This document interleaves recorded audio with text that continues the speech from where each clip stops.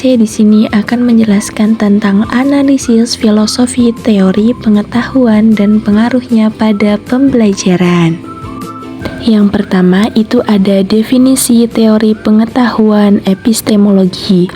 Epistemologi adalah cabang filsafat yang mengkaji asal-usul pengetahuan, batas-batas pengetahuan, proses pemerolehan pengetahuan, serta kriteria kebenaran pengetahuan. Dalam konteks pendidikan, epistemologi membantu menjelaskan bagaimana siswa belajar dan bagaimana guru seharusnya memfasilitasi proses tersebut. Jadi, epistemologi adalah teori tentang bagaimana manusia mendapatkan pengetahuan dalam pendidikan. Teori ini membantu guru memahami cara siswa belajar dan bagaimana membuat pembelajaran lebih efektif. Yang kedua itu ada aliran-aliran utama dalam teori pengetahuan. Yang pertama itu ada rasionalisme. Rasionalisme menekan bahwa pengetahuan berasal dari akal dan pemikiran logis dan menilai bahwa kebenaran dapat dicapai melalui penalaran bukan semata-mata pengalaman. Implikasi dalam pendidikan, siswa diajak bernalar, berpikir kritis, dan menganalisis konsep melalui logika. Yang kedua, itu ada konstruktivisme. Konstruktivisme adalah pengetahuan tidak diberikan tetapi dibangun sendiri oleh siswa melalui interaksi dengan lingkungan dan proses berpikir. Implikasi dalam pendidikannya adalah siswa aktif mengkonstruksi pemahaman dan guru sebagai fasilitator. Yang ketiga itu ada praktisme.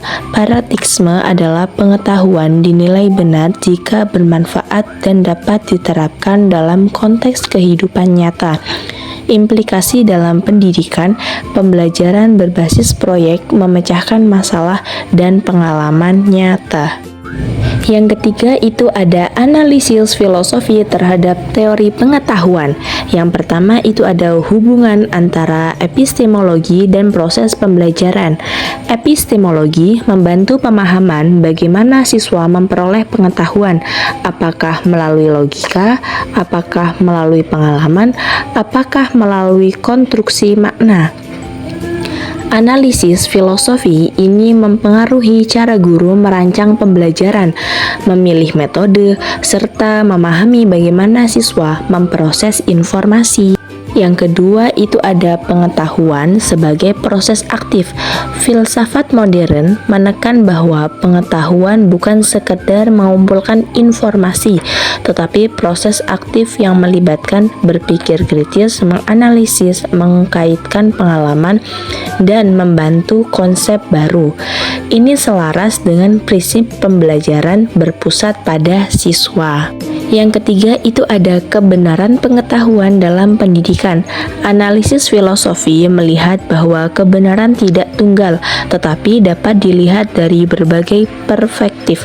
Yang pertama itu ada logis, empiris, kontekstual, dan konstruktif. Guru perlu memahami bahwa siswa membangun makna sendiri, sehingga variasi jawaban dan pemahaman perlu dihargai. Yang terakhir itu ada pengaruh teori pengetahuan terhadap pembelajaran berpusat pada siswa. Yang pertama itu ada siswa sebagai subjek pembelajaran.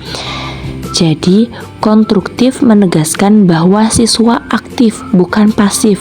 Pembelajaran berpusat pada siswa memposisikan siswa sebagai penentu, membangun makna, memecahkan masalah, mengambil keputusan.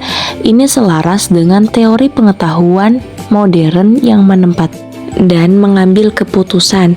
Ini selaras dengan teori pengetahuan modern yang menempatkan manusia sebagai agen aktif dalam memahami dunia. Yang kedua itu ada guru sebagai fasilitator. Epistemologi konstruktif dan pragmatis menekan peran guru sebagai pemberi arahan, menyediakan pengalaman belajar, pembimbing diskusi, dan mitra berpikir siswa. Guru tidak hanya memberi materi, tetapi membantu siswa membangun pengetahuan secara mandiri. Yang ketiga itu ada pembelajaran aktif dan kontekstual.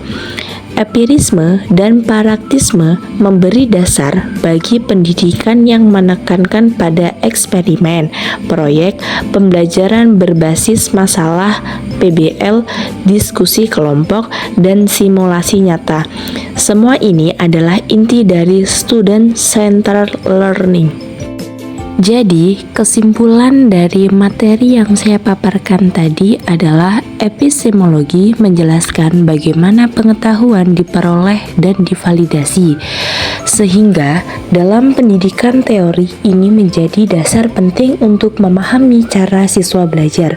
Dengan pemahaman epistemologi, guru dapat merancang pembelajaran yang lebih tepat, efektif, dan sesuai dengan proses siswa dalam membangun pengetahuan.